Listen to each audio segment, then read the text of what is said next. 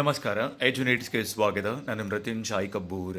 HSTRನ curd ಅಧಿನಿಯಮಗಳನ್ನು ಪ್ರಕಟಪಡಿಸಿರುವಂತಹ ಈ ಸಂದರ್ಭದಲ್ಲಿ ತುಂಬಾ ಜನ ಬಿಕಾಂ ಮೇಲೆ BEd ಮಾಡಿದಂತಹ ಅಭ್ಯರ್ಥಿಗಳು PSTR, GPSTR ಮತ್ತು HSTRಗೆ ನಮಗೂ ಕೂಡ ಅವಕಾಶ ಇದೆಯಾ ಅಂತ ಅನೇಕ ಜನ ಕಮೆಂಟ್ ಬಾಕ್ಸಲ್ಲಿ ಕಮೆಂಟ್ಗಳನ್ನು ಶೇರ್ ಮಾಡ್ತಾ ಇದ್ದಾರೆ. ಇದಕ್ಕೆ ಸಂಬಂಧಪಟ್ಟಂತೆ ಒಂದೆರಡು ಮೂರು ಅತ್ಯಂತ ಪ್ರಮುಖ ಮಾಹಿತಿಗಳನ್ನು ನಿಮ್ಮ ಜೊತೆಗೆ ಹಂಚಿಕೊಳ್ಳುವಂತಹ ಪ್ರಯತ್ನವನ್ನು ಈ ವಿಡಿಯೋದ ಮೂಲಕ ಮಾಡ್ತಾ ಇದ್ದೀನಿ.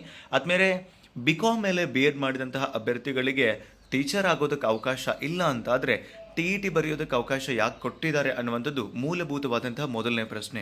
ಯಾಕೆ ಅಂತಂದರೆ ಅವರಿಗೆ TET ಬರೆಯೋದಕ್ಕೆ ಮಾತ್ರ ಬೇಕು, ಅಲ್ಲಿಂದ ಬರುವ ಹಣ ಮಾತ್ರ ಬೇಕು, ಶಿಕ್ಷಕರ ನೇಮಕಾತಿಗೆ ಅವ್ರನ್ನ ಪರಿಗಣಿಸೋದಕ್ಕೆ ಆಗ್ತಾ ಇಲ್ಲ ಅನ್ನುವಂತಹ ಕರಡು ನಿಯಮವನ್ನು ತಿದ್ದುಪಡಿ ಮಾಡೋದಕ್ಕೂ ಅವ್ರ ಕಡೆಯಿಂದ ಆಗ್ತಾ ಇಲ್ಲ ಅಂದರೆ TETಗೆ ಅವಕಾಶ ಕೊಡಬಾರ್ದಿತ್ತು. ಆದರೂ ಕೂಡ ಅವರಿಗೆ TET ಅವಕಾಶ ಕೊಟ್ಟು CETಯಿಂದ ಅವಕಾಶ ವಂಚಿತರನ್ನಾಗಿ ಮಾಡ್ತಾ ಇರೋದು ನಿಜಕ್ಕೂ ಅದನ್ನು ಸರ್ಕಾರದ ಮಟ್ಟದಲ್ಲಿ ಚರ್ಚೆ ಮಾಡಬೇಕಾಗಿರುವಂಥ ವಿಷಯನೇ. ಆದರೆ HSTR ಆಗಲಿ ಅಥವಾ GPSTRನೇ ಆಗಲಿ ಇದಕ್ಕೆ ಸಂಬಂಧಪಟ್ಟಂತೆ ನಾವು ಕಾನೂನಿನ ಮೂಲಕ ಮಾತ್ರ ಇದಕ್ಕೆ ಪರಿಹಾರವನ್ನು ಕಂಡುಕೊಳ್ಳೋದಕ್ಕೆ ಸಾಧ್ಯ. ಸೊ ಬಿಕಾಂ ಮೇಲೆ BEd ಮಾಡಿದಂತಹ ಅಭ್ಯರ್ಥಿಗಳಿಗೆ ಖಂಡಿತವಾಗಿಯೂ ನ್ಯಾಯ ಕೇಳೋದಕ್ಕೆ ಒಂದು ಸೂಕ್ತವಾದಂತಹ ಅವಕಾಶ ಇದೀಗ ಇದೆ. ಸೊ ಆತ್ಮೀಯರೇ, ಈಗಾಗಲೇ ನಿಮಗೆ ಗೊತ್ತಿದೆ HSTRಗೆ ಸಂಬಂಧಪಟ್ಟಂತೆ ಕರಡು C&R ರೂಲ್ಸ್ಗಳನ್ನು ಬಿಡುಗಡೆ ಮಾಡಿದ್ದಾರೆ. ಇದೇ ಸಂದರ್ಭದಲ್ಲಿ ಅವರೇನು ಸ್ಪಷ್ಟವಾಗಿ ಮೆನ್ಷನ್ ಮಾಡಿದ್ದಾರೆ ಇಲ್ಲಿ ಅಂತಂದ್ರೆ ನೇಮಕಾತಿ ವಿಧಾನಕ್ಕೆ ಸಂಬಂಧಪಟ್ಟಂತೆ ಅಭ್ಯರ್ಥಿಗಳು ಪದವಿ ಮತ್ತು BEd ವಿದ್ಯಾರ್ಹತೆ ಹೊಂದಿದ್ದಲ್ಲಿ ಅಂತ ಹೇಳಿ BA, BSc ಮತ್ತು ಇನ್ನಿತರೆ ಪದವಿಗಳಂತ ಹೇಳಿದ್ದಾರೆ. ಸೊ ಇನ್ನಿತರ ಪದವಿಗಳು ಯಾವ್ಯಾವ್ದು ಅನ್ನುವಂಥ ಸ್ಪಷ್ಟತೆನ ಇಲ್ಲಿ ಕೊಟ್ಟಿಲ್ಲ.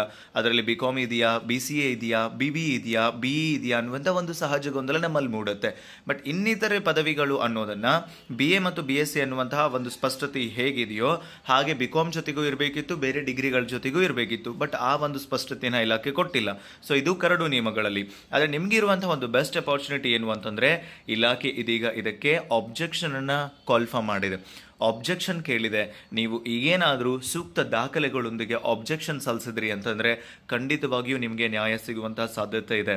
ಈಗ ಸರ್ಕಾರವೇ ಇಲಾಖೆಯೇ ನಿಮ್ಮಿಂದ ಸೂಕ್ತ ಆಬ್ಜೆಕ್ಷನ್ ಪಡೀತು ಅಂತಂದರೆ ಅವಾಗ ಅದನ್ನು ಪುರಸ್ಕರಿಸುವಂತಹ ಸಾಧ್ಯತೆ ಇದೆ. ನೀವು 7 ದಿನಗಳ ಒಳಗಾಗಿ, ಅಂದರೆ ಈಗಾಗಲೇ C&R ರೂಲ್ಸ್ ಬಂದು 2 ದಿನ ಆಯಿತು, ಇನ್ನು 5 ದಿನ ಮಾತ್ರ ಇದೆ.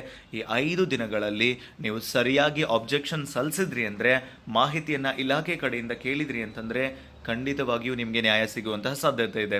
ಸೊ ಆಬ್ಜೆಕ್ಷನ್ ಹೆಂಗೆ ಸಲ್ಲಿಸಬೇಕು ಅಂತಂದರೆ ನೇರವಾಗಿ ನೀವು ಆಬ್ಜೆಕ್ಷನನ್ನು ಈಗಾಗಲೇ ತಿಳಿಸಿರುವಂತೆ ಸರ್ಕಾರದ ಅಪರ ಮುಖ್ಯ ಕಾರ್ಯದರ್ಶಿ, ಶಾಲಾ ಶಿಕ್ಷಣ ಮತ್ತು ಸಾಕ್ಷರತಾ ಇಲಾಖೆ, 6ನೇ ಮಹಡಿ, ಬಹುಮಹಡಿಗಳ ಕಟ್ಟಡ, ಡಾಕ್ಟರ್ BR ಅಂಬೇಡ್ಕರ್ ಬೀದಿ, ಬೆಂಗಳೂರು 560001 ಈ ವಿಳಾಸಕ್ಕೆ ನೀವು ಆಬ್ಜೆಕ್ಷನ್ನ ಸಲ್ಲಿಸಬೇಕು.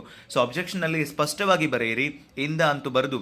ಸೊ ಇಂದ ಅಡ್ರೆಸ್ನಲ್ಲಿ ಎಲ್ಲ ಬಿಕಾಂ ವಿದ್ಯಾರ್ಥಿಗಳ ಪರವಾಗಿ, ಬಿಕಾಂ BEd ಮಾಡಿದಂಥ ಅಭ್ಯರ್ಥಿಗಳ ಪರವಾಗಿ ಒಂದು ಡಿಟೇಲ್ಡ್ ಆದಂತಹ ಅರ್ಜಿಯನ್ನು ಬರೀರಿ, ಆಬ್ಜೆಕ್ಷನ್ ಅನ್ನು ಬರೀರಿ. ಏನು ಅಂತಂದ್ರೆ, ಸೊ ಈಗಾಗಲೇ ಇಲಾಖಾ ಮಟ್ಟದಲ್ಲಿ ನಡೆದ ಈ ಹಿಂದಿನ ಸ್ಪರ್ಧಾತ್ಮಕ ಪರೀಕ್ಷೆಗಳಲ್ಲಿ ಅವಕಾಶ ನೀಡದೇ ಇರೋದ್ರಿಂದ, ಜೊತೆಗೆ ಎಷ್ಟು ವರ್ಷಗಳಿಂದ ನೀವು TET ಬರೀತಾ ಬಂದಿದ್ರಿ ಅದಕ್ಕೆ ಸಂಬಂಧಪಟ್ಟಂತಹ ದಾಖಲೆಗಳನ್ನು ಅಟ್ಯಾಚ್ ಮಾಡಿ ನೀವು ಈ ಬಿಕಾಂ BEd ಅಭ್ಯರ್ಥಿಗಳಾಗಿದ್ದು ಈ ಮೂಲಕ ಸರ್ಕಾರಕ್ಕೆ ಆಬ್ಜೆಕ್ಷನ್ ಏನು ಸಲ್ಲಿಸಬೇಕು ಅಂತಂದ್ರೆ ನಿಮಗೂ ಕೂಡ CET ಪರೀಕ್ಷೆನಲ್ಲಿ ಅವಕಾಶವನ್ನು ಕೊಡಬೇಕು ಅನ್ನುವಂಥ ಆಬ್ಜೆಕ್ಷನನ್ನು ನೀವು ಸಲ್ಲಿಸಿದ್ರಿ ಅಂತಂದರೆ ಎಲ್ಲರೂ ಒಟ್ಟಾಗಿ ಸಲ್ಲಿಸಬೇಕು.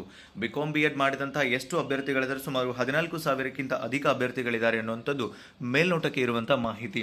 ನೀವೆಲ್ಲ ಸೇರಿಕೊಂಡು ಆಬ್ಜೆಕ್ಷನನ್ನು ಸಲ್ಲಿಸಿದ್ರೆ ಖಂಡಿತವಾಗಿಯೂ ನಿಮ್ಮನ್ನು ಕೂಡ ಪರಿಗಣಿಸುವಂತಹ ಸಾಧ್ಯತೆ ಇದೆ. ಇದನ್ನು ದಯವಿಟ್ಟು ನೆಗ್ಲೆಕ್ಟ್ ಮಾಡೋಕ್ಕೆ ಹೋಗಬೇಡಿ. ಯಾಕೆಂದರೆ ಪ್ರತಿ ಬಾರಿ ಕೂಡ ನಾನು BEd, DEd ಅಥವಾ GPSTR, HSTRಗೆ ಸಂಬಂಧಪಟ್ಟಂಥ ವಿಡಿಯೋ ಮಾಡಿದಾಗ 10ರಲ್ಲಿ 2 ಕಮೆಂಟ್ ಮಿನಿಮಮ್ ಬಿಕಾಂ BEdದವ್ರ ಮೇಲೆ ಇರುತ್ತೆ.